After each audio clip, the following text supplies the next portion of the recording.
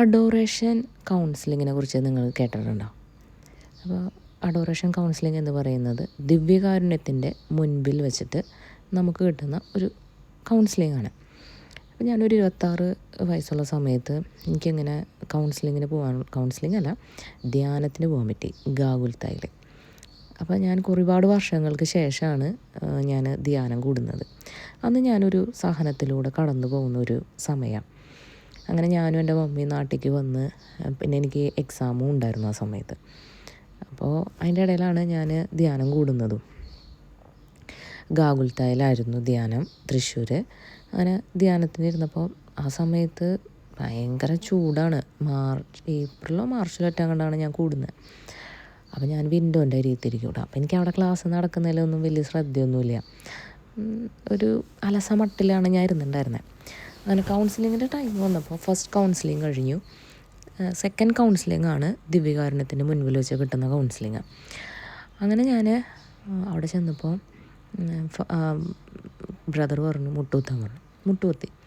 അങ്ങനെ അവർ എൻ്റെ തലയിൽ കൈവച്ച് പ്രാർത്ഥിച്ചു തുടങ്ങിയപ്പോൾ ആളിങ്ങനെ ഒരുപാട് കാര്യങ്ങൾ പറയാൻ തുടങ്ങി. അങ്ങനെ പറഞ്ഞ കൂട്ടത്തിൽ എൻ്റെ ചെറുപ്പത്തിലത്തെ കഴിഞ്ഞു പോയ കാര്യങ്ങൾ ഇങ്ങനെ പറഞ്ഞു വന്നപ്പോൾ എനിക്ക് സങ്കടം സഹിക്കാൻ പറ്റണില്ല കേട്ടോ. കാരണം എന്താണെന്ന് വെച്ചാൽ എനിക്ക് മാത്രം അറിയാവുന്ന ഒരു കാര്യം എങ്ങനെ ഈ ബ്രദർ അറിഞ്ഞു? അതൊരു ചോദ്യം. രണ്ടാമത്തത്, അതിൽ ബ്രദർ ഇങ്ങോട്ട് പറഞ്ഞു. അന്ന് ഞാൻ കുഞ്ഞുനാൾ നമുക്ക് ചെറിയ ചെറിയ കാര്യങ്ങളുണ്ടാകുമ്പോൾ ഞാൻ പെട്ടെന്ന് കരയുന്ന ഒരു കൂട്ടത്തിലായിരുന്നു. അപ്പോൾ അതിൽ ബ്രദർ ഇങ്ങനെ പറഞ്ഞു പോയൊരു കാര്യമാണ്, മാതാവിൻ്റെ മടിയിൽ കിടന്നാണ് നീ പല രാത്രികളിലും ഉറങ്ങിയിരുന്നതെന്ന് പറഞ്ഞു. അത് കേട്ടപ്പോൾ എനിക്ക് ഒന്നുകൂടെ സങ്കടമായി. കാരണം എന്താണെന്ന് വെച്ചാൽ നമ്മൾ കുഞ്ഞുനാളിൽ ഞാനും മമ്മിയും എൻ്റെ അനിയനും ഒരു റൂമിലാണ്. എൻ്റെ ഡാഡി ആ സമയത്ത് വേറൊരു നാട്ടിലാണ്. അപ്പോൾ ഞങ്ങൾ മൂന്നാൾ ഒരുമിച്ച് ആ റൂമിൽ കിടക്കുമ്പോൾ അവർ രണ്ടുപേരും കട്ടിലും കിടക്കും, ഞാനൊരു സോഫയിൽ കിടക്കും. അപ്പോൾ മൂന്നാൾക്കും കൂടി ഡബിൾ കോട്ടിൻ്റെ കട്ടിലാണെങ്കിലും മൂന്നാൾക്കും കൂടി കിടക്കുമ്പോൾ അത് തിങ്ങിയ പോലെയും. അപ്പോൾ അത് കാരണം കൊണ്ടാണ് ഞാൻ സോഫയിൽ കിടക്കുന്നത്. പക്ഷെ ചില സമയത്ത് നമ്മളിങ്ങനെ അവോയ്ഡ് ചെയ്യുന്ന പോലെ തോന്നും. അന്നത്തെ ഒരു കൊച്ചു മനസ്സിൻ്റെ ഒരു ചിന്താഗതിയാണ് അതൊക്കെ. പക്ഷെ അതൊക്കെ ഒരു വേദനയായിട്ട് എനിക്കുണ്ടായിരുന്നു. അപ്പോൾ അതൊക്കെ ഈ ബ്രദർ ഇങ്ങനെ പറഞ്ഞപ്പോഴേ എനിക്ക് ഭയങ്കര സങ്കടമായി. അതുമാത്രമല്ല, മാതാവിൻ്റെ മടിയിൽ കിടന്നാണ് ഞാൻ ഉറങ്ങിയിരുന്നതും കൂടി എന്ന് പറഞ്ഞപ്പോൾ അപ്പം മാതാവ് നമ്മളെ എത്രമാത്രം ചേർത്ത് നിർത്തിയിരുന്നു എന്നുള്ളത് ആ ഒരു കൗൺസിലിങ്ങിലൂടെ എനിക്ക് വെളിപ്പെട്ട് കിട്ടി. പിന്നെ ഞാൻ കഴിഞ്ഞൊരു വീഡിയോയിൽ പറഞ്ഞിരുന്നു ജപമാല ചൊല്ലാതിരുന്നതും മാതാവിൽ നിന്ന് അകന്നതിനെക്കുറിച്ച്. അപ്പോൾ അതും കൂടി ആയപ്പോൾ എനിക്ക് ഭയങ്കര സങ്കടമായിപ്പോയി. അത് കഴിഞ്ഞ് കൗൺസിലിംഗ് കഴിഞ്ഞു. അപ്പോൾ എന്നോട് കൗൺസിലിംഗ് ബ്രദർ പറയാണ്, ഈശോ നിന്നെ സ്പർശിക്കുന്നുണ്ട്, നീ ഉറക്ക വാവിട്ട് കരഞ്ഞോ എന്ന് പറഞ്ഞു എൻ്റെ അടുത്ത്. കാരണം അത് പരിശുദ്ധാത്മാവ് നമ്മളിൽ നിറയുന്ന ഒരു മൊമെൻറ്റും കൂടിയാണ്. അങ്ങനെ കൗൺസിലിംഗ് കഴിഞ്ഞ് പുറത്തിറങ്ങി എനിക്ക് സങ്കടം വിട്ടു പോകുന്നില്ല. പിന്നെ ഇങ്ങനെ ആലോചിച്ച് ഇങ്ങനെ കണ്ണ് നിറയാം. പക്ഷേ പിന്നീട് എന്നെ കണ്ടപ്പോൾ അവർ പറഞ്ഞു, ഈശോ നിന്നെ സ്പർശിച്ചില്ലേ, ഇനി എന്ത് വേണം നിനക്ക്? ഈശോ നിൻ്റെ കൂടെയില്ലേ, അമ്മ നിൻ്റെ കൂടെയില്ലേ, അമ്മയുടെ അനുഗ്രഹം എത്രമാത്രമാണ് ഉള്ളത് എന്നൊക്കെ പറഞ്ഞ് നമ്മളിങ്ങനെ അവർ മോട്ടിവേറ്റ് ചെയ്തപ്പോൾ പതിയെ എൻ്റെ മനസ്സിൽ നിന്ന് മാറാനും തുടങ്ങി, സങ്കടം മാറി. പിന്നെ അന്ന് രാത്രി ഞങ്ങൾക്ക് ഫുള്ള് ദിവ്യകാരുണ്യ ആരാധനയായിരുന്നു.